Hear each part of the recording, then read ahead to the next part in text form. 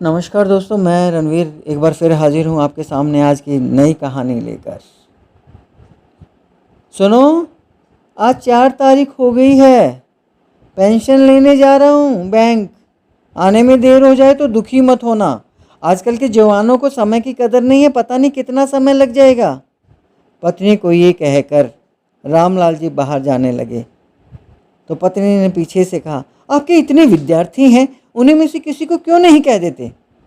अरे ज़माना बदल गया है, पहले जैसे विद्यार्थी नहीं है। अब अपने गुरु का मान नहीं करते, उन्हें तो मेरा नाम तक भी याद नहीं होगा। पत्नी को जवाब देकर बैंक चले गए। महीने का पहला सप्ताह था। बैंक में बहुत भीड़ थी। खाली कुर्सी देकर वे उस पर बैठ गए। पैसे निकालने का फार्म भरा और कैशियर वाले खिड़की के सामने जाकर खड़े हुए तो एक स्टाफ मेंबर ने उन्हें आदर सहित कुर्सी पर बिठा दिया और खुद फार्म लेकर कैशियर के कैबिन में चले गए। वो कुछ समझ पाते तब तक बैंक का चपरासी उनके लिए चाय ले आया। उन्होंने ये कहकर मना कर दिया, मैं चीनी की चाय नहीं पीता। चपरासी बोला, साहब ने बिना चीनी की चाय का ही आदेश दिया है। कहकर उसने रामलाल जी के हाथ में चाय थमा दी। रामलाल जी ने घड़ी देखी, 10:10 हुए थे। सोचने लगे, चाय पिला रहे हैं तो काम 2 घंटे से पहले नहीं होगा। तभी एक 33-34 साल का नौजवान उनके सामने आया, उनके पैर छुए और निकाली गई राशि उनके हाथ पे रख दी। इतनी जल्दी काम पूरा होता देखकर रामलाल जी हैरान हो गए। उन्होंने उस सज्जन का धन्यवाद किया और पूछा, मैंने पहचाना नहीं। सर, मैं इस बैंक का नया मैनेजर हूँ। 1 सप्ताह पहले ही मैंने ज्वाइन किया है, लेकिन उससे पहले मैं आपका विद्यार्थी संजीव हूँ। विद्यार्थी? रामलाल ने आश्चर्य से पूछा।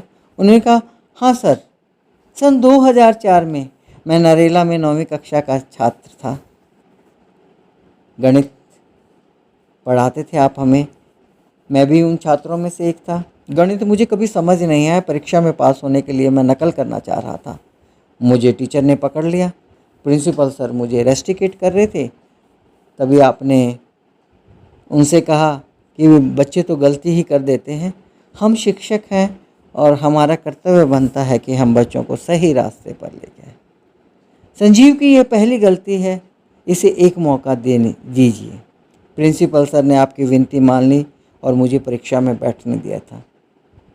आपने मुझे अलग समय में भी पढ़ाया और परिणाम निकला, मैं अच्छे अंकों से पास हो गया और आज आपके सामने खड़ा हूँ। मैं आपका बहुत शुक्रगुजार हूँ सर। हाथ जोड़कर मैनेजर साहब ने अपने गुरु को धन्यवाद दिया और उन्हें गेट तक छोड़ने आए। घर लौटते वक्त रामलाल जी सोचने लगे, ज़माना चाहे कितना भी बदल जाए, जीवन भले ही मशीन बन जाए, लेकिन विद्यार्थियों के दिलों में शिक्षक का सम्मान हमेशा रहेगा। ये आज बैंक मैनेजर संजीव ने दिखा दिया है। अगर कोई शिक्षक अपने साथ छात्रों के साथ दिल से जुड़ता है तो छात्र उस शिक्षक को कभी नहीं भूलते। दोस्तों, आपके जीवन में भी ऐसे प्रसंग होंगे।